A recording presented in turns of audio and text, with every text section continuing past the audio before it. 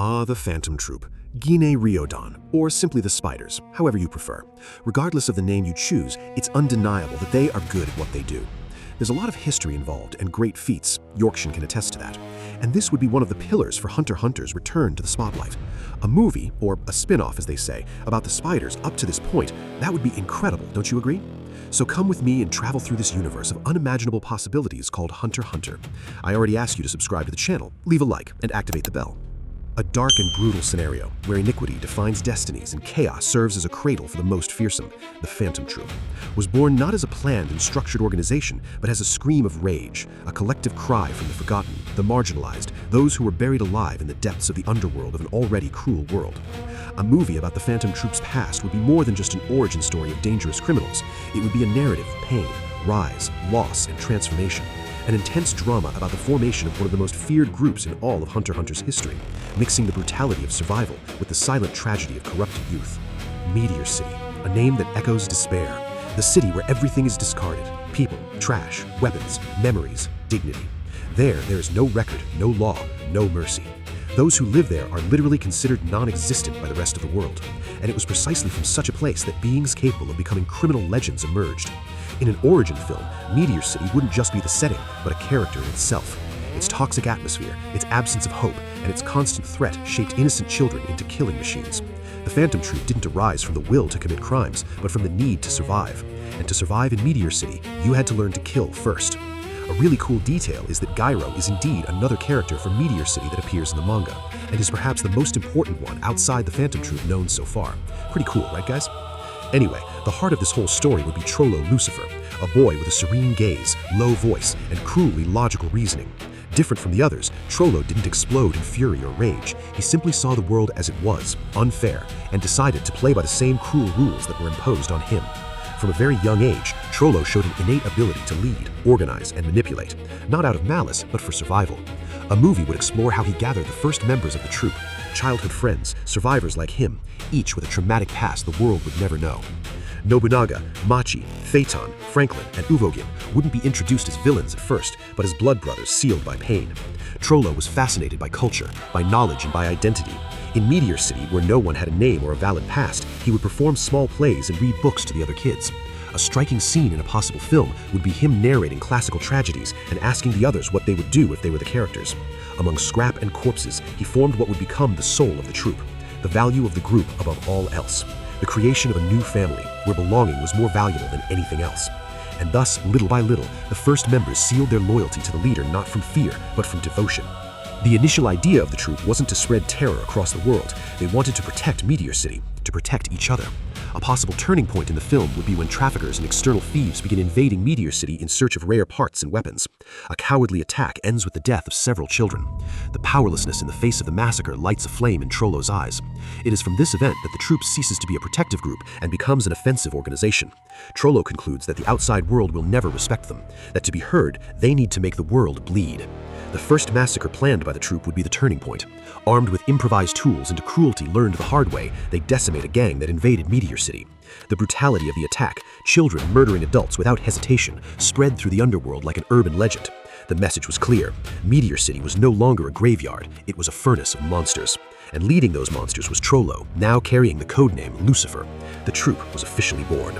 One of the film's greatest strengths would be precisely exploring the paradox. Each member of the troupe has charisma, loyalty, and even a strange sense of humor. They seem close, brotherly, almost too human for outsiders. But when they go into action, they're ruthless, methodical, and coldly violent. This duality would make the film more than just action. It would be a psychological dissection of youths who were deprived of everything and chose to fight back in their own way. The movie could also introduce former members of the troupe, like Sarasa, who appears briefly in the manga. She would be the emotional spark of the group, the memory of a more innocent time. In flashbacks, we would see how Sarasa believed that even in that hell, it was possible to maintain purity and joy. She would be the one who motivated Trollo to secretly dream of something beyond violence. But her brutal death, kidnapped and murdered by outsiders, destroys what little humanity still existed in the leader. In one of the most shocking scenes, Trollo finds Saras's mutilated body. Silently, he carries her in his arms back to Meteor City. He doesn't say a word, but the decision is made. The troupe would now become a weapon against the whole world. The symbolism of their spiders tattooed on their backs, numbered from 0 to 12, would originate from this moment. Trollo creates a code, No member is more important than the group. Anyone can be replaced, and the group must always remain complete. The number on the back represents the position, but not the value. And so each member accepts their number with pride, a scar that marks them as survivors of a world that abandoned them, a silent oath that they would never be weak again. As the Troupe's fame grows, the world begins to take notice. They leave Meteor City and start coordinated attacks on collectors, auctions, gangs, and even mafia families. But the film wouldn't show them only as villains. It would be necessary to show the reasons behind each crime. Many of the Troupe's targets are precisely people who profit from the suffering of others. Rich people who collect corpses, slave traffickers, mafiosos who exploit the nameless. The Troupe, even immersed in criminality, acts as twisted vigilantes. They punish the world in the cruelest way possible because that's how they learn to live. Franklin, for example, would be portrayed as a gentle boy who had his mouth sewn shut by adults who found him inconvenient.